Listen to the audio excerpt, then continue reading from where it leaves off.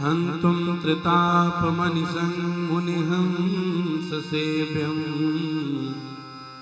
शनिवानिशारिपरिपीतपरागपुण्यम्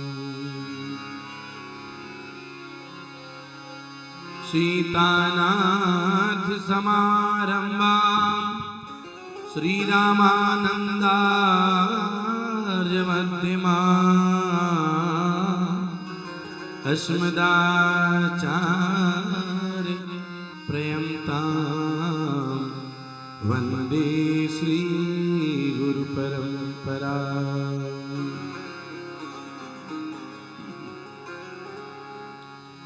आनन्दकानने यस्मिन् जङ्गमस्तुलसीतरो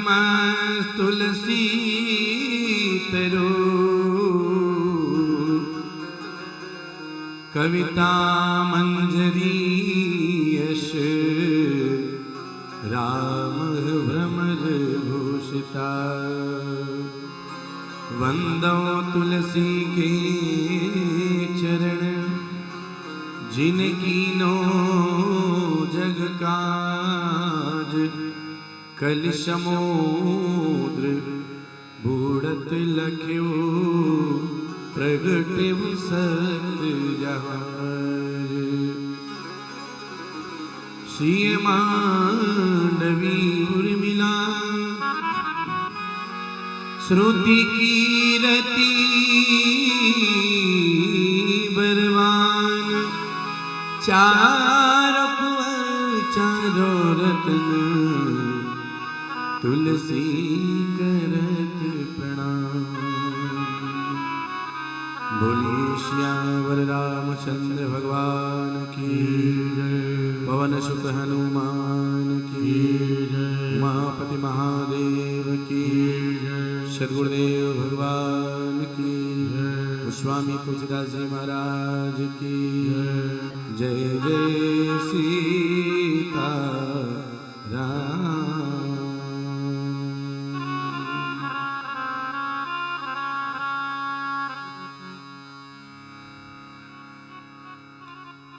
सप्त दिवसीय कथा ज्ञानियों का आज सप्तम दिवस। आइए हम लोग कथा के पूर्व भजन श्रवण करें। दो बार प्रभु के पावन नामों का संकीर्तन। जय सिया राम जय जय सिया राम, जय सिया राम जय जय सिया राम, जय सिया राम जय सिया राम, जय सिया राम जय सिया राम, जय सिया राम जय जय सिया राम, जय सिया राम जय जय सिया राम, जय सिया राम जय जय सिया राम, जय सिया राम जय जय सिया राम। मंगल भवन अमंगलहारी, मंगल भवन अमंगलहारी, प्रभु सुदशरथ अजीर बिहारी, प्रभु सुदशरथ अजीर बिहारी। जय सिया राम जय जय सिया राम, जय सिया राम जय जय सिया राम, जय सिया राम जय जय सिया राम, जय सिया राम जय जय सिया राम।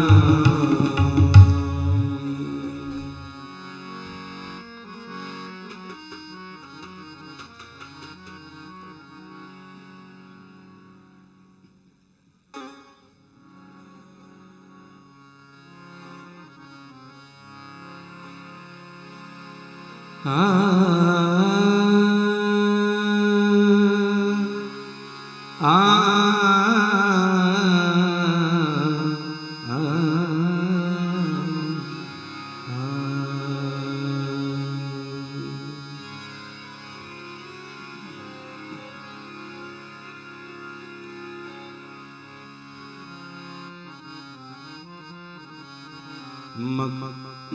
मिथिला निवासी बरबेस के उपासी यहाँ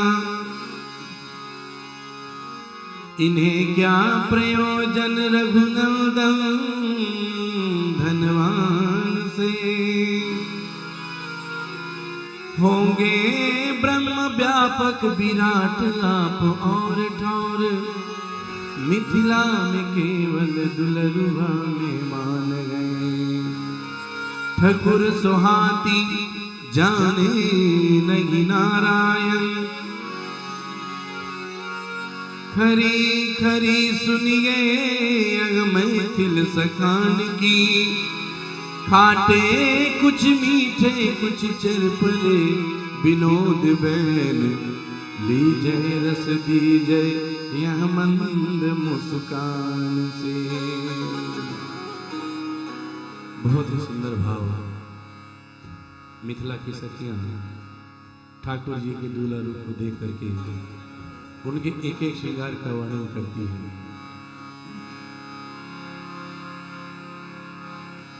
बिकाई गई रे जिया सिया दुल्हे पे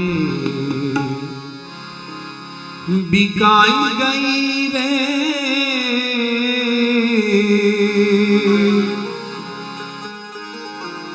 बिकाई गई रे जिया सिया दुल्हे पे बिकाई गई रे जिया सिया दुल्हे पे बिकाई गई रे जिया सिया दुल्हे पे बिकाई गई रे जिया सिया दुल्हे पे बिकाई गई रे ओ बिकाई गई रे जिया सिया दुल्हे पे बिकाई गई रे जिया सिया दुल्हे पे बिकाई गई सिया दुल्हे पे बिकाई गई रे जिया सिया दुल्हे पे।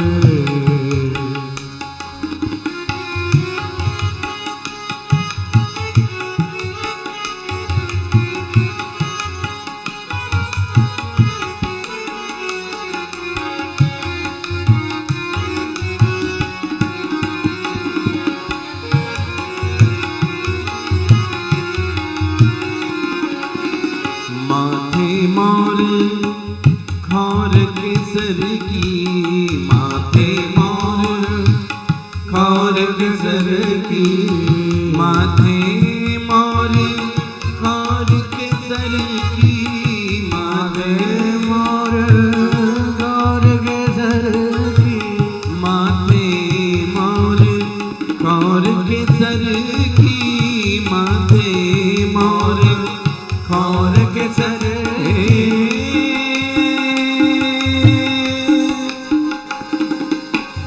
जुल्फन में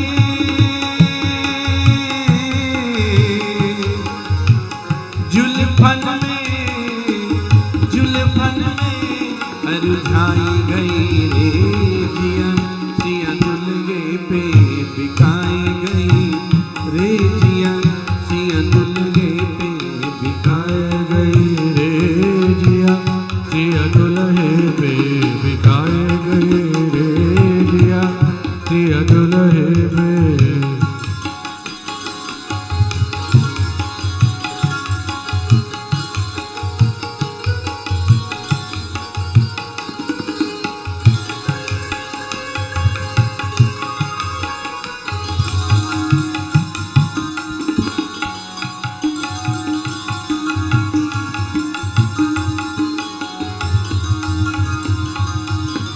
मंद मंद आ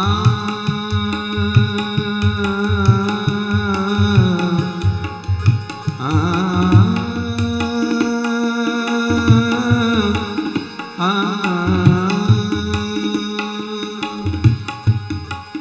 मंद मंद मंद मंद मंद मंद मुस्कान माधुरी मंद मंद मुस्कान माधुरी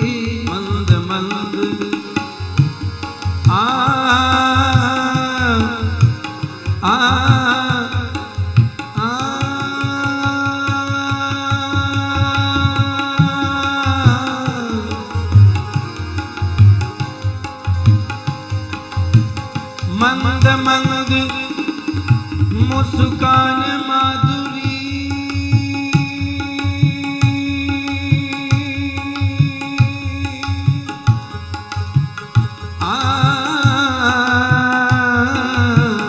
मंद मंद मंद मंद मंद मंद मुस्कान माधुरी मंद मंद मुस्कान माधुरी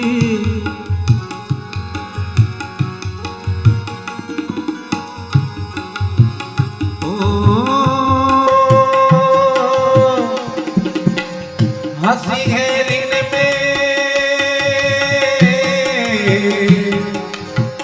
हंसी है दिन में हंसी है दिन में राई गई रेजिया सिया दुलगे पे बिकाई गई रेजिया सिया दुलगे पे बिकाई गई रेजिया सिया दुलगे पे बिकाई गई रे बिकाई गई रेजिया सिया दुलगे पे बिकाई गई रेजिया सिया दुलगे पे बिकाई गई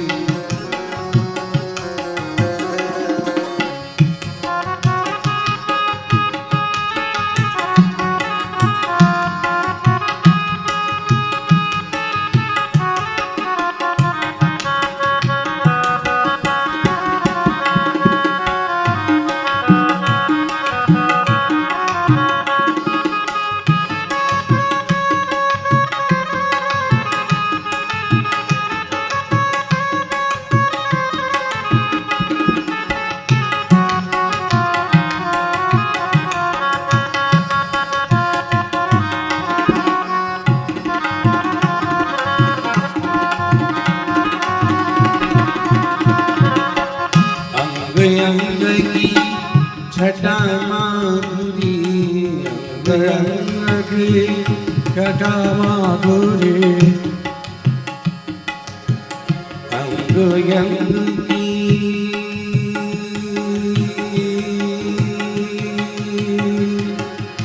छटा माधुरी छटा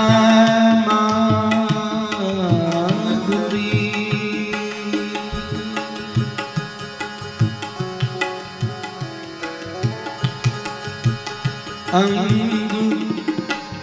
अंग की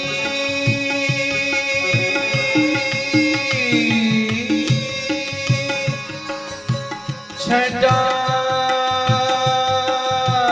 माधुरी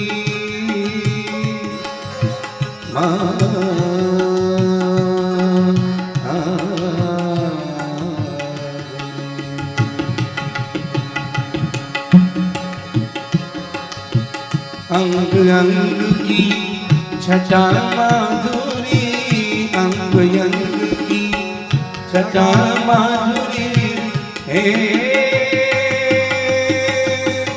बीत बसन बीत बसन बीत बसन पहराई गई रे जिया सिया दुलगे पे बिकाई गई रे जिया सिया दुलगे पे बिकाई गई रे जिया सिया दुलगे पे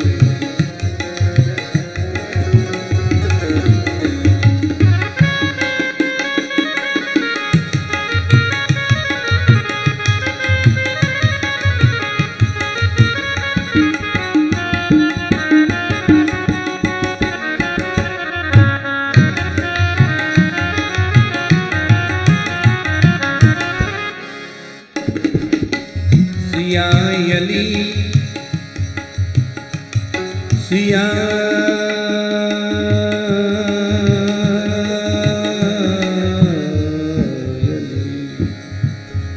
सिया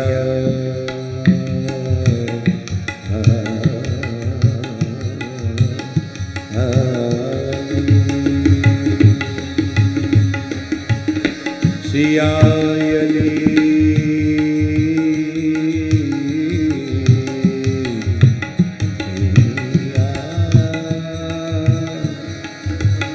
सिया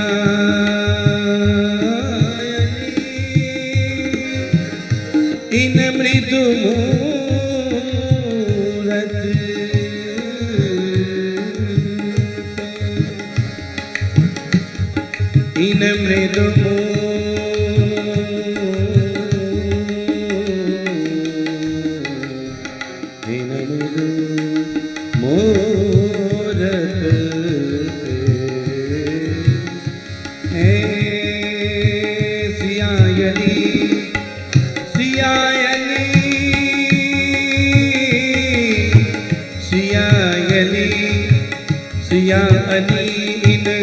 मृदु मूरत पे सिया अली इन मृदु मूरत पे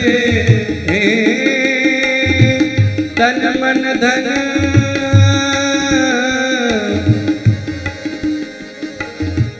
सब कुल कानी गवाई गई रे दिया सिया दुल्हे पे बिकाई गई रे दिया सिया दुल्हे पे बिकाई गई रे दिया सिया दुल्हे पे बिकाई गई रे दिया सिया दुल्हे पे बिकाई गई रे दिया सिया दुल्हे पे बिकाई गई रे दिया सिया दुल्हे पे सिया दुल्हे पे सिया दुल्हे पे सिया दुल्हे पे सिया दुल्हे सिया दुल्हे।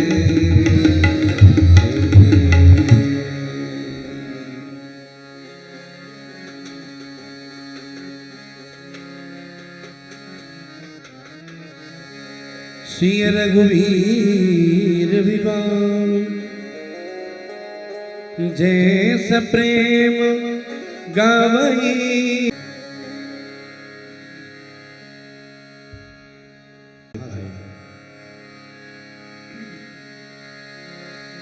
एहन स्वरूप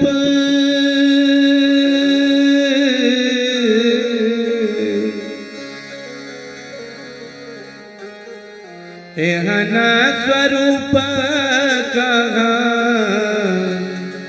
पहलो कल बेलाए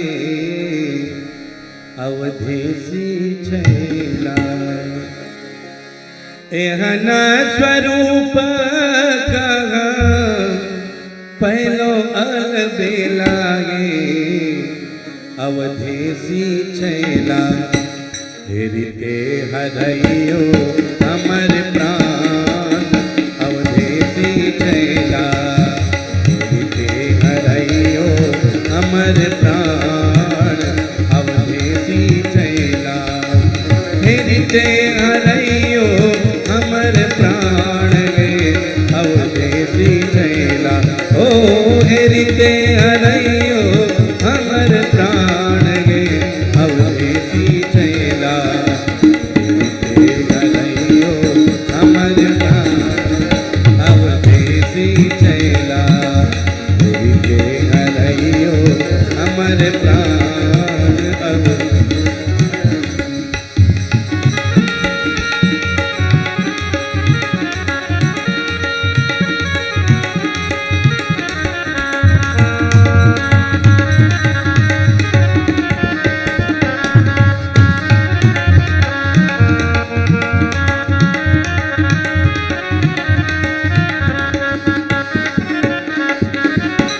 काजर कयल आँखी काजर कयल काजर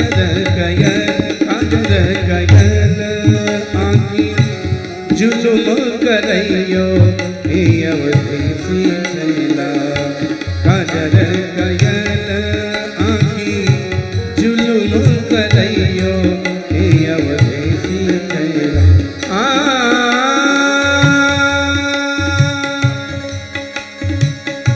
काजर कयल काजर कयल काजर कयल आँखी काजर कयल आँखी काजर कयल आँखी काजर कयल आँखी जुलुम करइयो हे अवधेसी छैला मोर ये मदन मन मात अवधेसी छैला ये मदन मन मार अवधेसी छैला हेरिते हरइयो हमर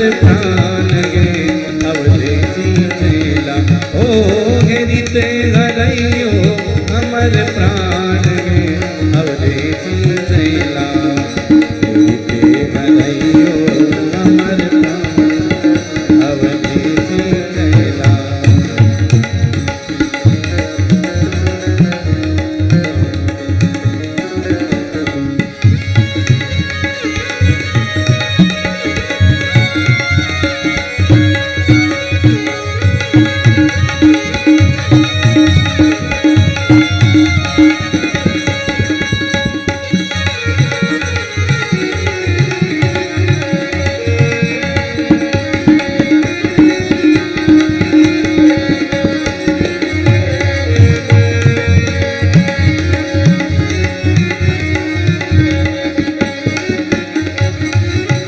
जुल्फ़ के फांस में जुल्फ़ के फांस में फसलो पूर्वसी राम जुल्फ़ के फांस में फसलो पूर्वसी जुल्फ़ के फांस में फसलो पूर्वसी अवधेसी चैला जुल्फ़ के फांस में फसलो पूर्वसी अवधेसी चैला। हाँ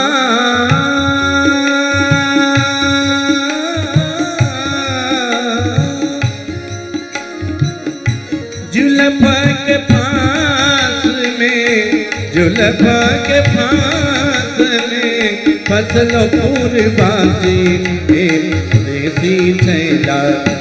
घासी मारे मंदे मुस्कान अवधेसी चैला घासी मारे मंदे मुस्कान अवधेसी चैला। हेरी ते हरैयो हमर प्राण गे अवधेसी चैला हेरी ते हरैयो हमर प्राण अवधेसी चैला हमर प्राण अवधेसी चैला हेरी हरैयो हमर प्राण अवधेसी चैला।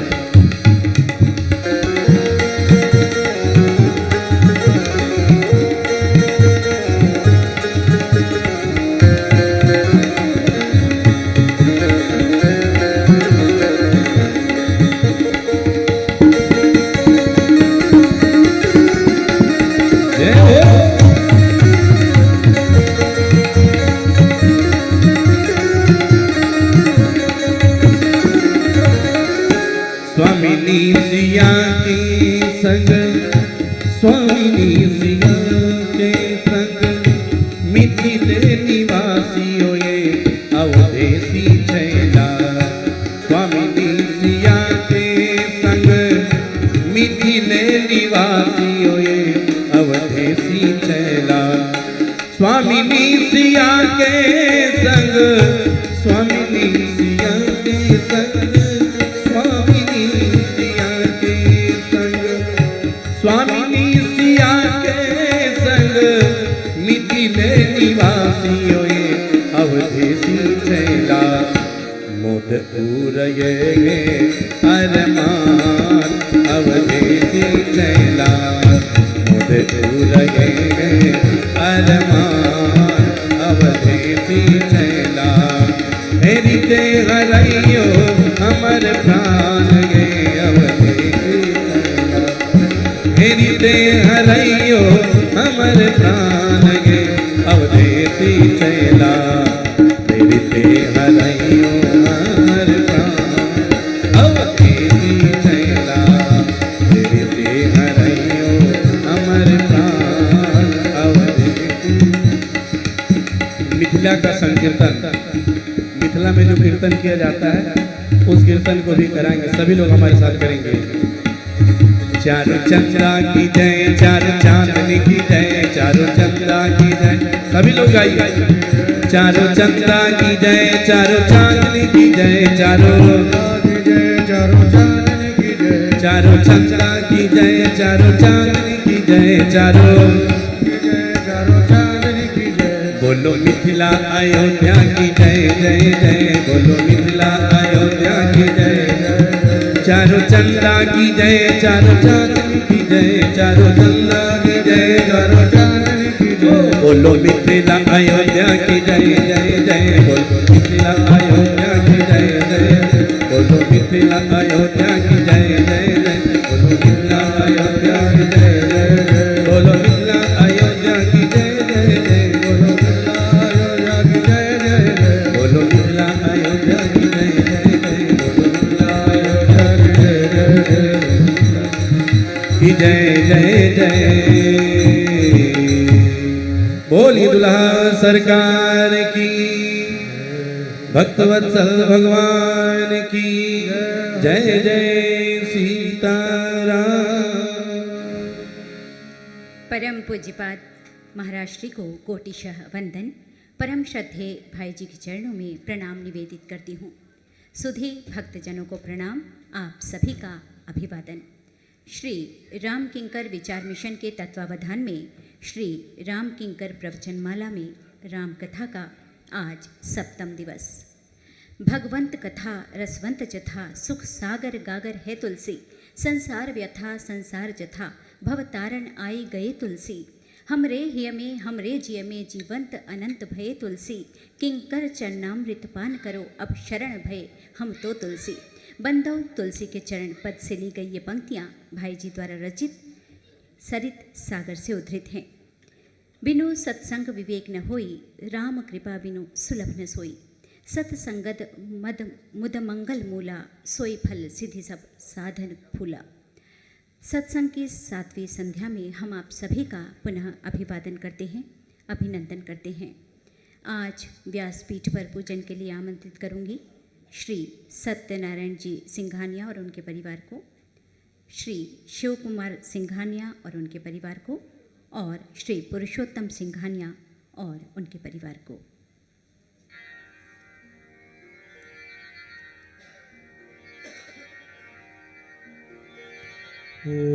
साथ ही नागपुर से कथा के लिए पधारे श्री देवेंद्र बंसल जी को आमंत्रित करती हूँ। निक्की बंसल और देवेंद्र बंसल जी। ओम श्री गुरुभ्यो नमः। हरि ओम। ओम नमस्ते गणपतये। त्वमेव केवलं कर्ता आसि, त्वमेव केवलं धर्ता आसि, त्वमेव केवलं हर्ता आसि, त्वमेव सर्वं खलविदं ब्रह्मासि। त्वं साक्षादात्मासि नित्यं, ऋतं वच्मि सत्यं वच्मि। अवत्वं माम् अवभक्तारम् अवश्रोतारम् अवदातारम् अवधातारम् अवानुजानमवशिष्यम् अवपश्चात्तात् अवपुरस्तात् अवज्योतिरात्तात् अवदक्षिणात्तात् अवचोर्ध्वात्तात् अवाधरात्तात्। सर्वतो मां पाहि पाहि समन्तात्। त्वं वाङ्मयस्तं ब्रह्ममयः, त्वमानन्दमयस्तं ब्रह्ममयः। त्वं सच्चिदानन्दाद्वितीयोऽसि, त्वं प्रत्यक्षं ब्रह्मासि, त्वं ज्ञानमयो विज्ञानमयोऽसि। सर्वं जगदिदं त्वत्तो जायते, सर्वं जगदिदं त्वत्तस्तिष्ठति, सर्वं जगदिदं त्वयि लयमेर्जति, सर्वं जगदिदं त्वयि प्रकृतेति। त्वं भूमिरापो नलो निलो नभः, त्वं चत्वारि वाक्पदानि। त्वं गुणत्रयातीतः, त्वं कालत्रयातीतः, त्वं देहत्रयातीतः। त्वं मूलाधारस्थितोऽसि नित्यं, त्वं शक्तित्रयात्मकः। त्वां योगिनो ध्यायन्ति नित्यं। त्वं ब्रह्मा त्वं विष्णुस्त्वं रुद्रस्त्वं इन्द्रस्त्वं अग्निस्त्वं वायुस्त्वं सूर्यस्त्वं चन्द्रमास्त्वं। ब्रह्मपूर्वभुवस्वरो गणादीन् पूर्वमुच्चार्य वर्णादीस्तदनन्तरं अनुस्वारपरतरः अररेन्दुलजितं तारेण रुद्धम् एतत्तव मनुस्वरूपं गकारः पूर्वरूपम् अकारो मध्यमरूपम् अनुस्वारश्चान्त्यरूपं बिन्दुरुत्तररूपं नादसन्धानं सगुंहिता सन्धिः शैषा गणेशविद्या गणकऋषिः निजितगायत्री छन्दः श्रीमहागणपतिर्देवता ॐ गङ्गणपतये नमः। एकदन्ताय विद्महे वक्रतुण्डाय धीमहि तन्नो श्रीदन्ते प्रचोदयात्। ॐ सहना भवतु सहनो भुनक्तु सह वीर्यं करवावहि तेजस्विनावधीतमस्तु मा विद्विषावहि। ॐ शान्ति शान्ति शान्तिः। श्रीगुरुभ्यो नमः। हरि ओम। आप सभी को हम एक सूचना देना चाहते हैं कि अगले वर्ष की कथा में आप अपनी उपस्थिति दर्ज करना चाहते हैं तो उसके लिए कृपया बाहर कथा के बाद में, कथा के समापन के पश्चात आप अपना नाम, मोबाइल नंबर और ईमेल आईडी यदि आपकी हो तो वो तीनों लिखकर एक कागज़ पर, बाहर मुकेश ठाकुर जी बैठे हैं, आप उनके पास जमा कर सकते हैं, लेकिन कथा के समापन के बाद ये प्रक्रिया आप कीजिएगा। जिनके मन मस्तिष्क में रामचरितमानस विद्यमान रहता है, जिनकी मति, गति और रति श्री रामचरितमानस को आत्मसात करती है, ऐसे सदैव सदा चित्तनंद रहने वाले आदरणीय डॉक्टर नवनीत जी जैन को आमंत्रित करती हूँ।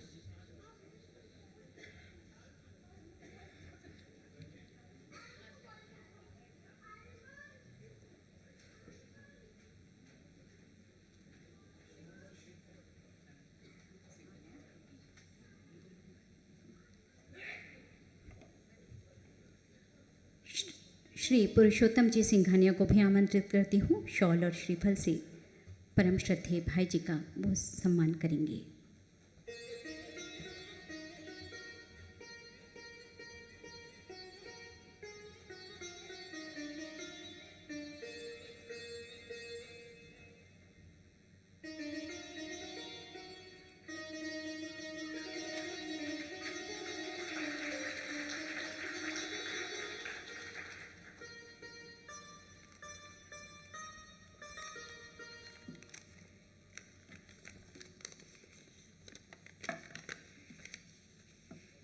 भगवान के चरणों में प्रणाम, भाई जी को प्रणाम, और आप सब जो पिछले 6 दिनों से यहाँ राम कथा सुनने आए श्रोतागण, सबके प्रति मेरा आभार व साधुवाद।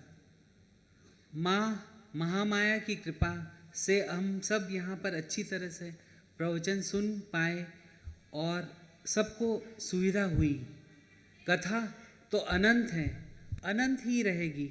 हम सब एक दिव्य परंपरा से जुड़े हैं जिसका मूल श्री राम है, इसलिए हम मौलिक हैं। राम में ही सब आ जाते हैं। मातौ राम मत पिता रामचंद्र, स्वामी रामो मत सखा रामचंद्र, सर्वस्व रामचंद्र, दयालु नेम जाने न जाने।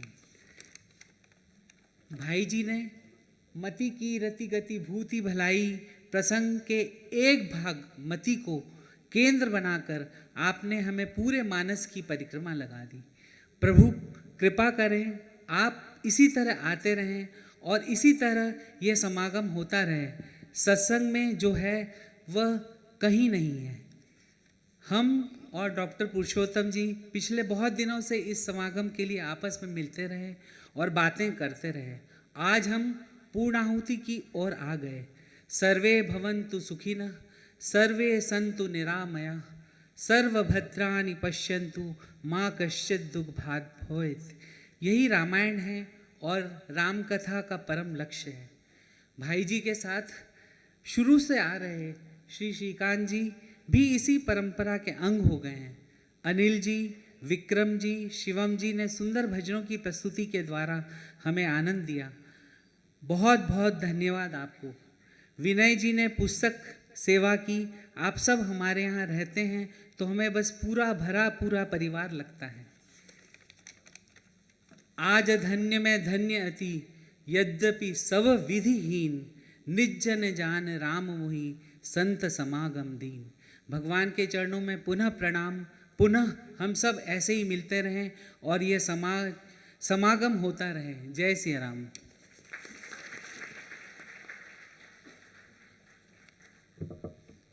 बहुत बहुत आभार डॉक्टर नवनीत जी जैन।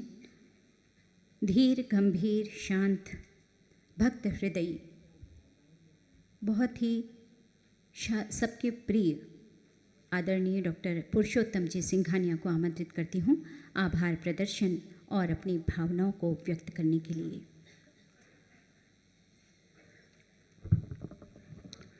जय सिया राम। मैं गुरुदेव के चरणों में बारंबार प्रणाम करते हुए, विनती करते हुए आप सबको एक अच्छी खबर दे रहा हूँ कि आने वाले अगले वर्ष परम पूज्य भाई जी के चरणों में मैं विनती करता हूँ कि हमारा इसी स्थान में राम कथा श्रवण हेतु आमंत्रण स्वीकार करें। तारीख एवं तिथि आप सबको बाद में सूचित कर दी जाएगी। जिसको भी अपना नाम और मोबाइल नंबर लिखाना है वो वहाँ पर स्टॉल में बैठे हुए हैं, उन्हें लिखा सकते हैं, तो समय पे उन्हें सूचना मिल जाएगी। जय सिया राम। हमारे भाग्य विधाता परम पूज्य सदैव वंदनीय श्री गुरुदेव भगवान तथा पूज्य भाई जी के चरणों में मेरा सत सत नमन। आप सभी सुधी श्रोता भाई बहनों को प्रणाम। छतरपुर से कथा श्रवण आए आदरणीय जय भैया, आपके प्रति बहुत बहुत मंगल कामना। डॉक्टर नवनीत जैन, डॉक्टर करुणा जैन एवं माता आशा रानी जैन एवं पूरे परिवार सहित आपने इस यज्ञ में जो आहुति दी है उसके लिए आपको बहुत बहुत साधुवाद।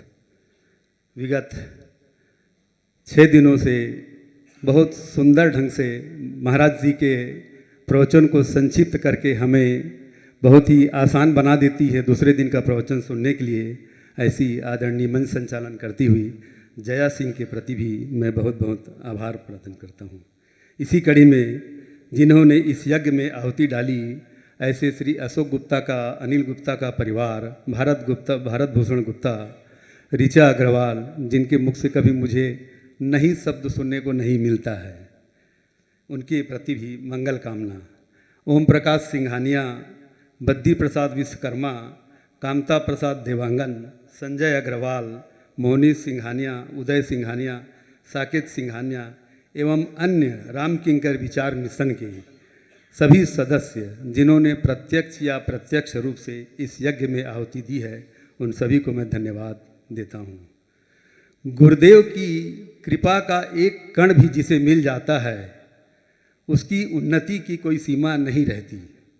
पूज्य भाई जी हमें राम कथा के बीच बीच में जो गुरुदेव की कृपा, स्वभाव, प्रभाव एवं उनके संस्मरण से अवगत कराते हैं, जिससे हम अपने को गुरुदेव के काफ़ी नज़दीक पाते हैं और गुरुदेव का सानिध्य हमें ईश्वर को आमने सामने देखने की शक्ति देता है।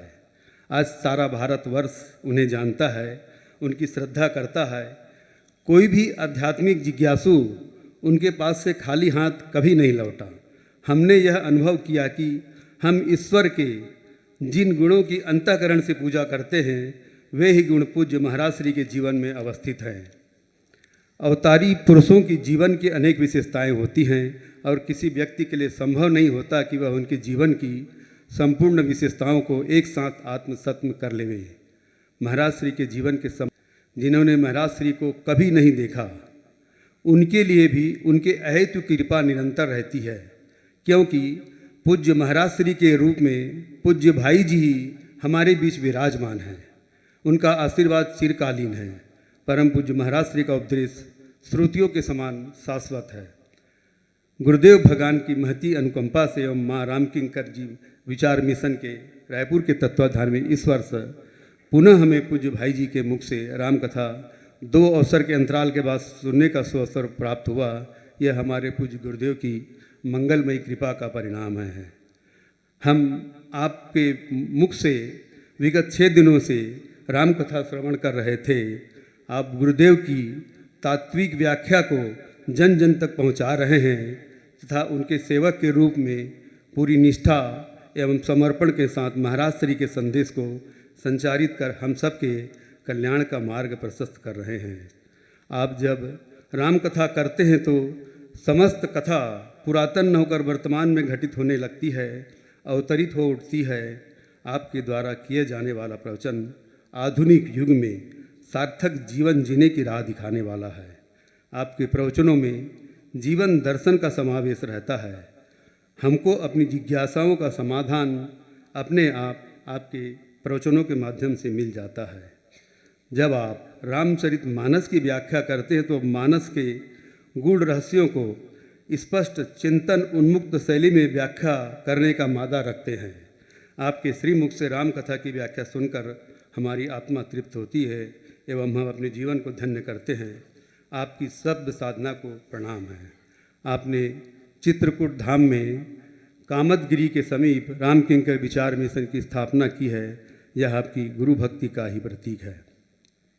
राम किंकर विचार मिशन का उद्देश्य कि आपकी राम कथा में प्रवाहित ज्ञान भक्ति का रस नित नूतन हम सब जन तक पहुंचता रहे तथा पूज्य भाई जी युग तुलसी के चिंतन को आध्यात्मिक पुष्प का मकरंद बनाकर सर्वत्र बांटते रहें, लुटाते रहें। आपकी टीम में एक से एक बढ़कर श्रीकांत जी जो हमारे और भाई जी के बीच में एक सेतु का काम करते हैं, मैं आपके प्रति भी बहुत बहुत मंगल कामना करता हूं। अनिल पाठक जी हैं जो महाराज से अपने पिताजी की परंपरा जो महाराज श्री में चल रही है उसी परंपरा में चल रहे हैं। आदरणीय विक्रम मिश्रा जी, शिव भट्ट, मुकेश शर्मा, आप सबकी प्रस्तुति से लग गया कि आप कितना अच्छा संयोजन करते हैं। मैं आप सबका हार्दिक अभिनंदन करता हूँ। महाराजा अग्रसेन कॉलेज के ट्रस्टी राजेश अग्रवाल जी एवं समस्त ट्रस्टियों का धन्यवाद। कॉलेज के प्राचार्य सिद्धार्थ जी, उदय जी एवं उनके सभी साथियों का भी बहुत बहुत आभार।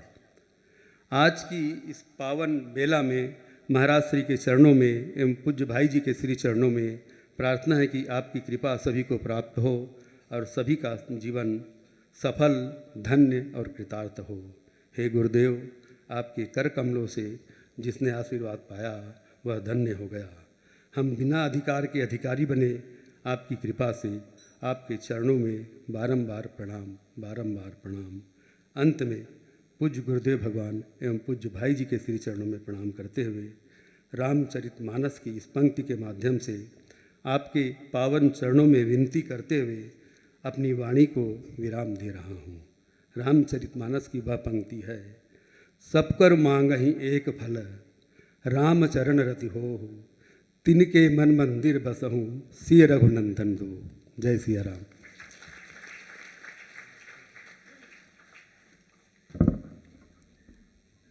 बहुत आभार आदरणीय श्री पुरुषोत्तम जी सिंघानिया। बहुत ही संक्षिप्त रूप में प्रयास करती हूँ कि कल की कथा को रख सकूँ।